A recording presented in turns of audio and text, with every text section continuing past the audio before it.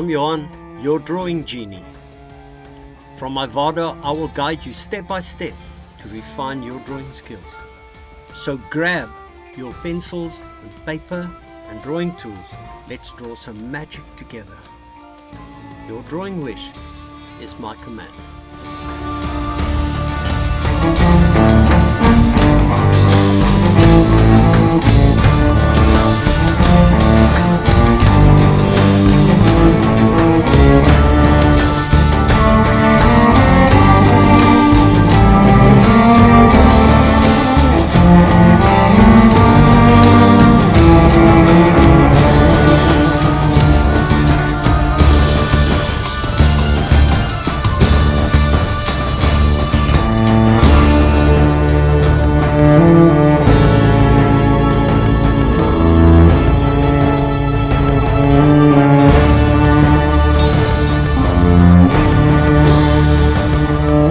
Hello art seekers and drawing nomads, welcome back. Today we're going to dive into the basics of tone rendering. We'll be drawing and shading from simple basic shapes to complex objects. So grab your journal, sharpen your pencil, let's draw. Your pencils will give you a beautiful range of tone. If you use from the 2H, which is your hard pencil, average is HB, and then the drawing pencils 2B up to 7B can give you all the shades that you need. Elements of light and shade can be noted as a highlight, local tone, surface shadow, reflection and cast shadow, and it depends on the brightness of the light source that will give you the intensity of the highlight and the cast shadow.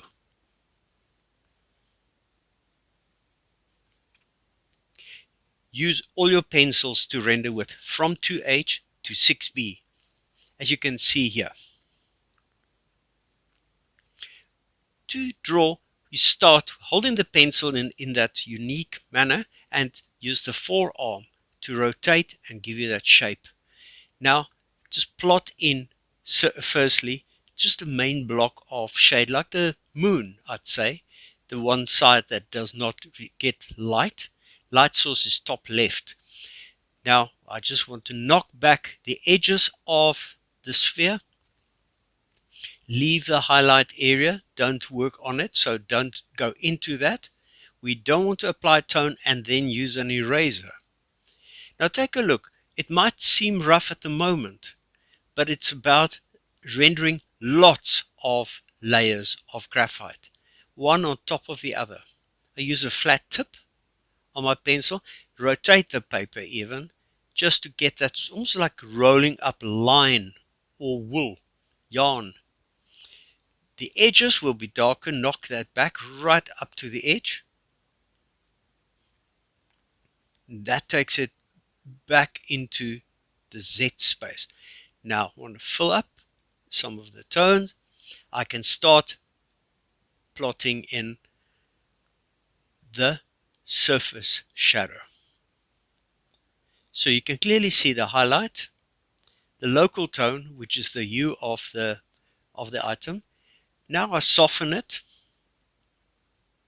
just smoothing, rubbing it out, rubbing it and smoothing it out.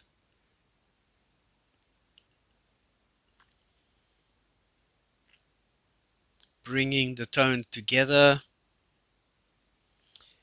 And then I like to use a hard pencil, like a 2H, on top of that sometimes, just to level the tone out. Yeah, start with a strong edge right underneath. This is for the cast shadow. The cast shadow lies on the table, so flat rendering. Flick it out in the parallel to what the table top is to you. Just get some edge back, because it creates a silhouette there. Soften the tone.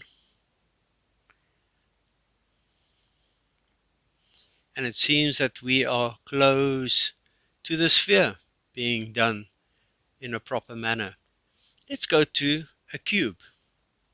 I draw it in perspective. There's more on perspective drawing coming in later courses. It will be specially dedicated just for perspective. I first lay down just a single tone and another tone to crisscross it, and then level it because it's a level top. And now, going from the back to the front, it will be darker at the back because there's a silhouette at the edge, because of the background. At the top, it will be darker because at the bottom you have reflections coming in. So it will be darker in that corner. So once I've got that at an angle, I make the top left corner the darkest because that's where silhouette would be, and there's nice contrast to the top of the cube. Now, flicking it because I've got that silhouette that I want to achieve, and here I need to maintain a contrast with the first level of it. So you see, if you must be careful because there's not enough contrast there at the moment. So there I accentuate it again. Top is darker. This side will be darker. There's a bit of a silhouette, but now you can see all the levels are contrasted. And you can clearly see which is the top, the front, and the side. Now here, this is the shadow construction. More on that coming as well with the perspective drawing. A very hard edge underneath, and then plot your darkest tone here and at a level application, and there's some cast shadow underneath. Let's go to the tube. There's an oval, then a rectangle and another oval. Join it up nicely, and there you've got a tube. Let's get rid of the extra lines. This one will be hollow, so it could be a glass or it could be a cup or a mug. The side needs to be pushed back. That gives us the 3D look. So now the edges pushes back into the picture. Leave the highlight area, soften it to go from the one edge to the other, flick it, and now I start plotting in my surface shadow, which is around a third of each. There is the top. Okay, so I can start with this one level, just rendering it level at the top. It will contrast with the back. But now if it's hollow, it is the opposite of what you see on the front of the tube. That is the inside of it. The first on the left hand side does not get any direct light shining onto that surface. Let's get a nice shiny surface, and the two tangent construction lines, an oval, and render it. Just put some tone down. It's darker closer to the object, and it fades out, becomes fuzzier further away. Make sure that all the cast shadows are the same because it looks like it's coming from the same light source, which is always regarded as the sun. Soften the tone, and you are getting a lot of realism coming through. See that I don't take all the mark out. I want to leave the texture that it provides the paper or the surfaces that I draw on. It is good for the viewer to half close his or her eyes and be a partaker in viewing the drawing. So that is how you draw the three shapes. In the complex shapes is drafted together with basic shapes actually combined like that. And now let's look at how we do the bottle. That is a tube where light source is top left, over your shoulder, not behind it, because then it will cast a shadow in front of it. It will make this a silhouette. So the light source, although I draw it at the top, it is actually also from this direction in. It's totally from this direction over your shoulder. So there's oval and a rectangle and another oval. We've got highlight, we've got local tone, which is the color, the hue of the object. That tone and that tone should be the same. There's a reflection from light that bounces back in. And here is the surface shadow and the cast shadow.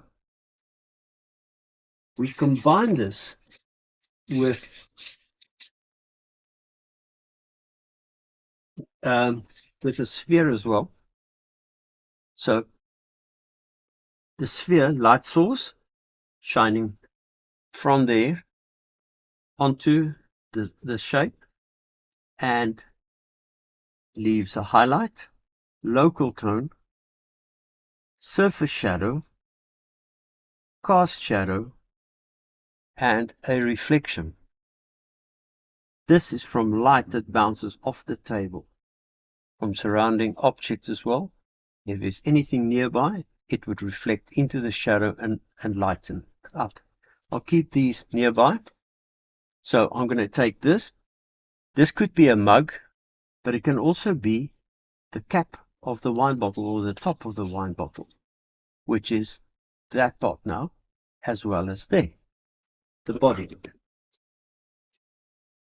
So putting the pencil down, picking it up like that, and use a flat side. Flick it in, out. Eventually it goes much quicker, but to get the exact tone, is flick it down from the outline. Local tone, local tone. Leave the highlight. So it's local tone, highlight, local tone, and surface shadow.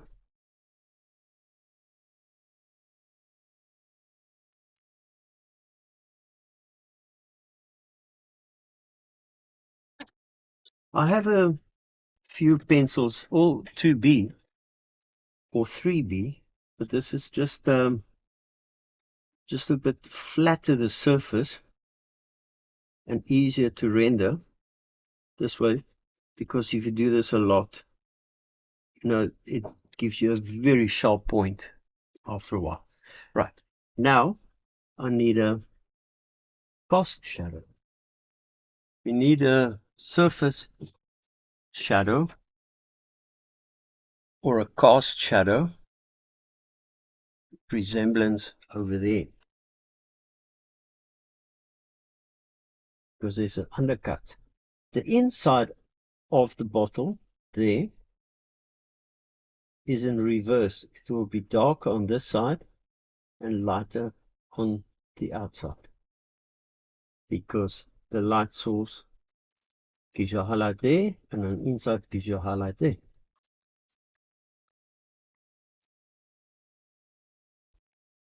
Next up, doing an oval means just a squashed version of this. It will look something to this effect.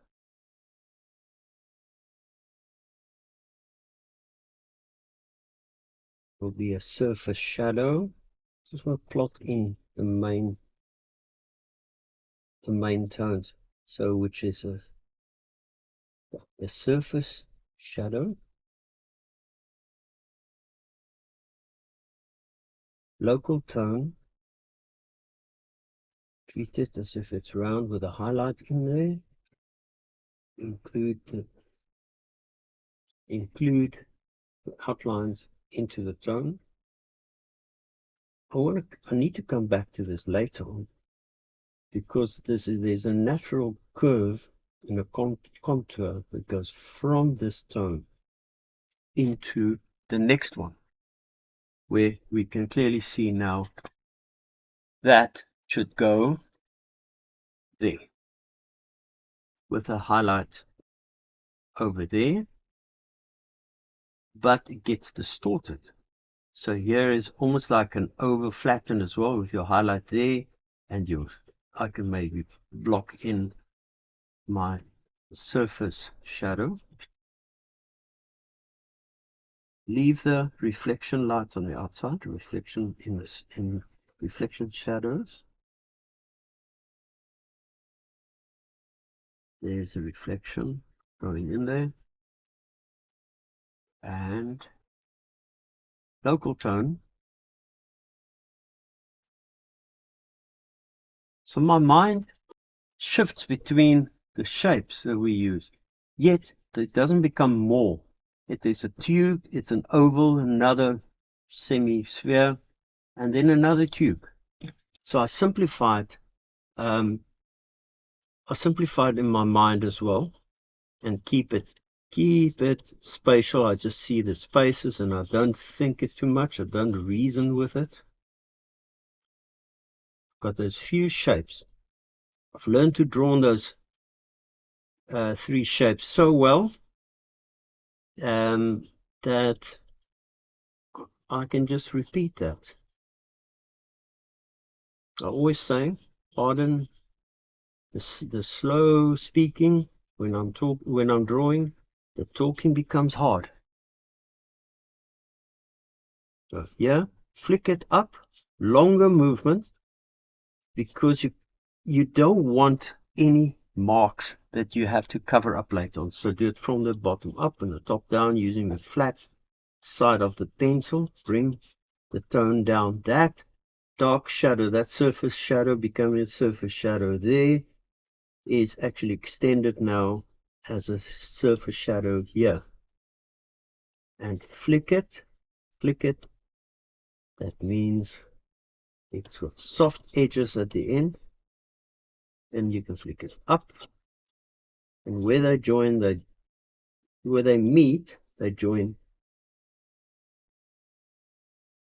gently.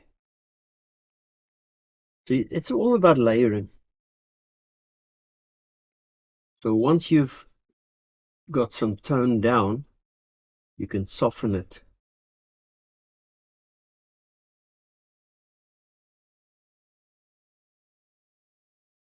Now it's easier. Now it's more difficult to make mistakes now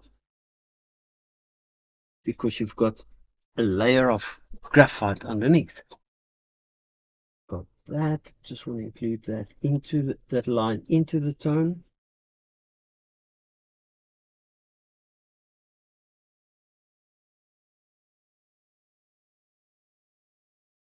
The bottom base, you can see it coming through there. It will, because it's transparent and the bottom is empty. I want to give the thickness appearance over here. This is the highlight area. It's a highlight area, but the bottle is dark green. It has a darker tint to it, or a shade to it. And let's just take a look to match up with that to get the contrast. The whiteness of the highlight equals the blackness of your surface shadow or your cast shadow. Think of an actor on the stage. It's very white, bright highlight. There will be a very dark cast shadow. You can see that I need more of that over here. Just do that tidy up here. Let's get my contrast coming in.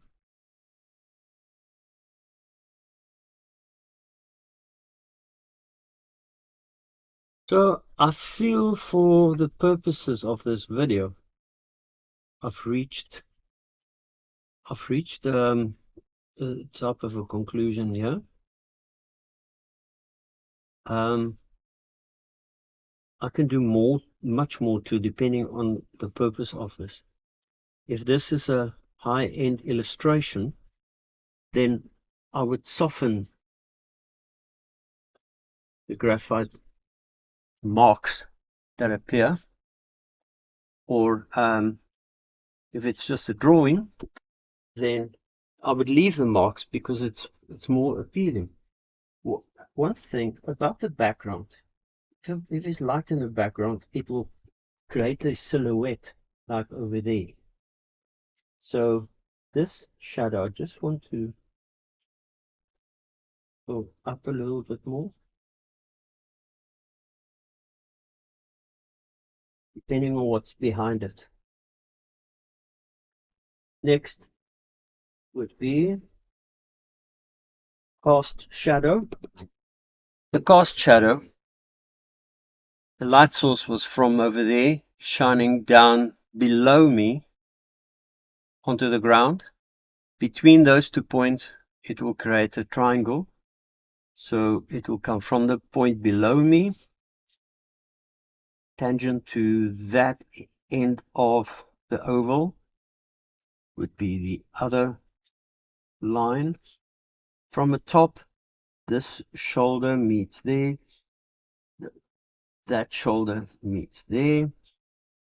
That sphere will represent as an oval. That oval, just remember this shadow will also have a center of vision, and it will have that oval, and it will have a distorted head over there.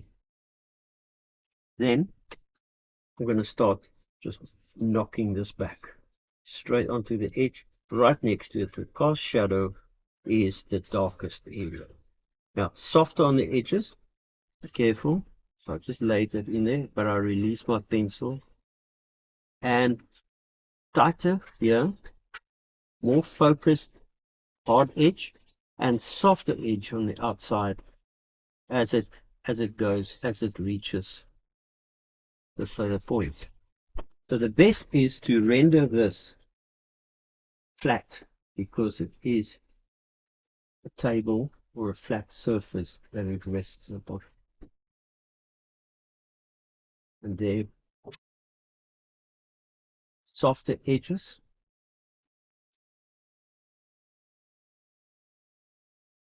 flat. I know the tendency, the urge is to follow the contour and try and draw something going in circles if it is a circle or a sphere, but keep drawing the direction, the contour of the table that it's on. It is light on the outside and more blurry, and it becomes more in focus and dark closer to the object and darkest in the center. Right, one more thing, where it lies, it's anchored, needs to be anchored onto the table here as well. So right underneath, because the bottle is round, it will cast a nice strong canopy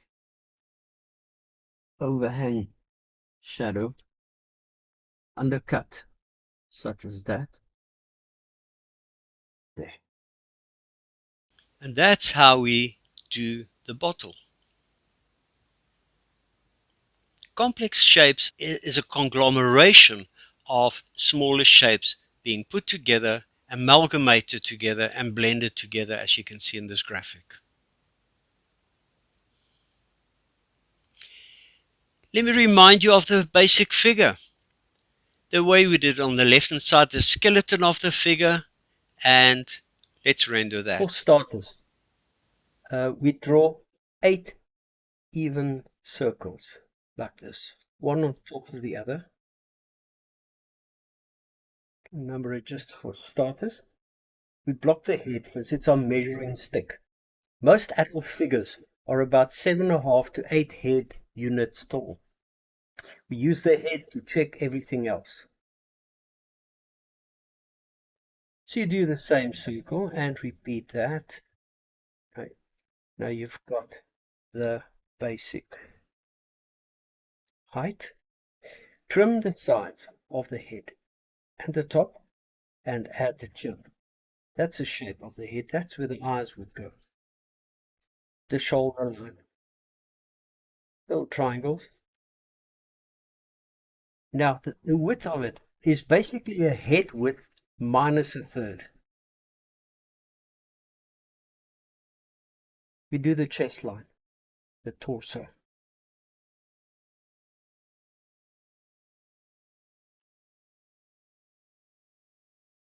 And that's where the abdomen comes in.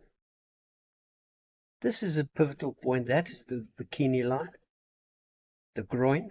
There is the belly button, which is also a pivotal point for the limbs.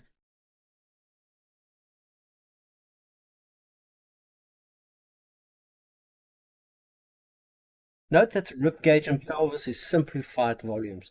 That is where the leg is actually attached. And here I do a center of vision just to have a balance.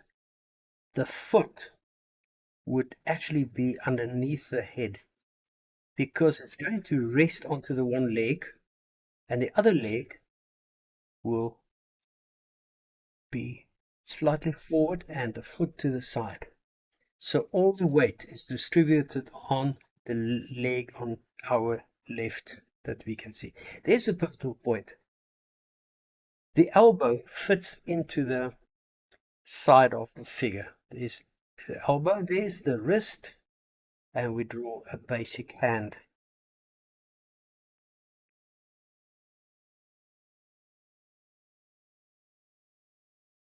That's the length of the arm and the hand.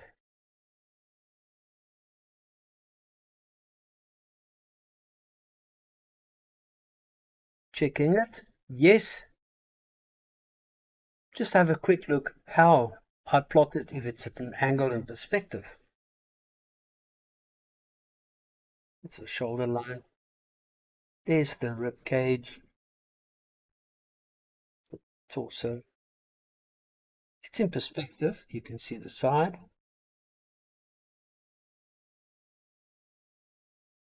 There's the hips, the attachment of the legs.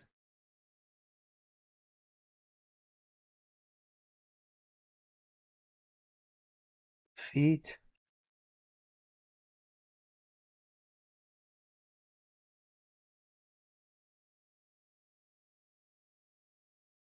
Notice it twists, bends, and the center of gravity being used.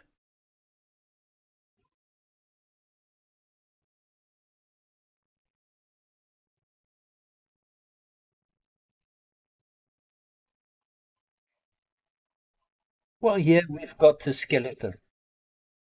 And this is a cylinder, a basic cylinder. And this is what we will use around the wireframe of the basic figure. Like we'll start there. That's the deltoids of the shoulder muscles. Now we bring in a cylinder. We can define the muscles a little bit later.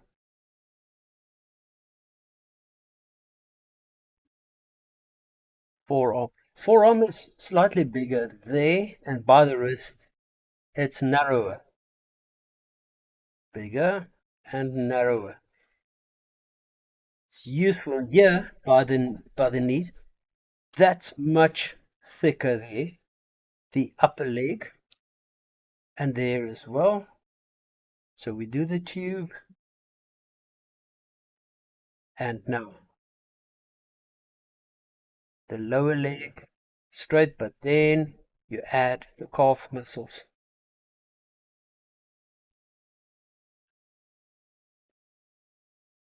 So our figure is finding form nicely.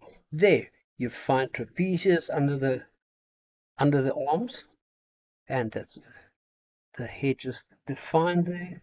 Check the balance one more time. Now we can actually just apply it to this side as well.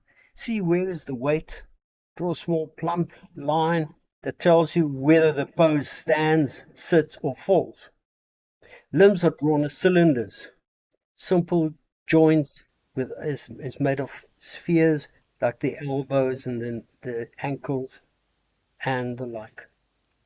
See the person on the beach maybe, that is taking in a different position. So let's start with light source established from a right hand side.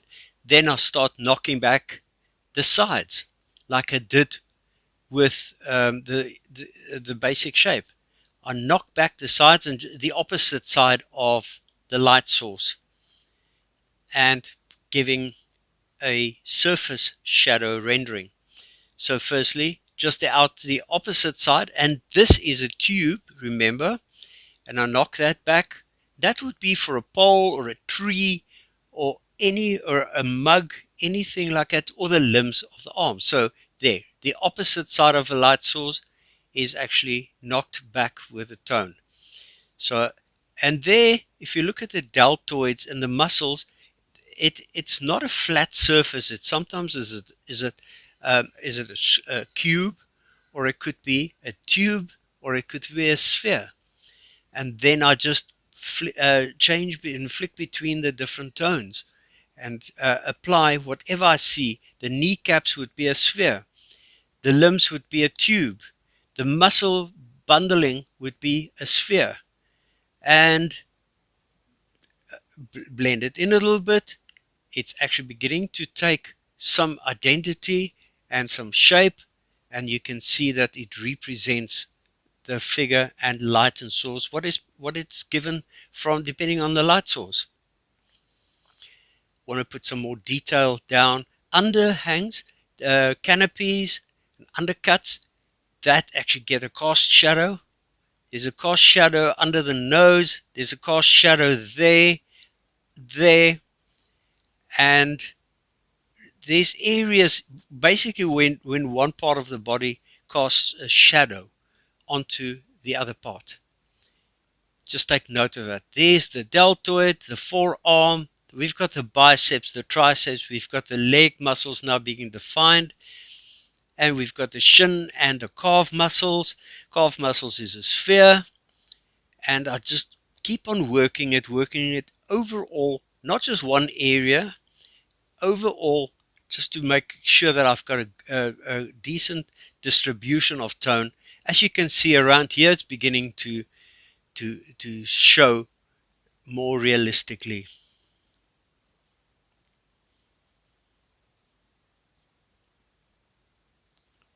Some detail coming at the end with a nice 3B pencil. Remember, that's what we used. We used the basic shapes all the time, and we use the elements of light and shade: highlight, surface shadow, cast shadow, and reflections. The hue of the tone is called the local tone. And that is how you do the basic figure.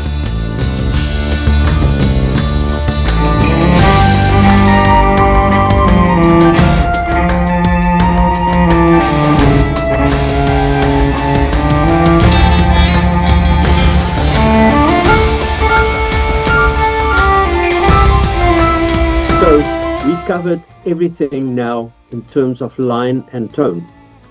How to form and construct complex objects and then render them according to the basic shapes, which simplified it a lot. Remember, the more you practice, the easier this all becomes. Until next time, we'll see you soon. Bye-bye. Thank you for joining my art class.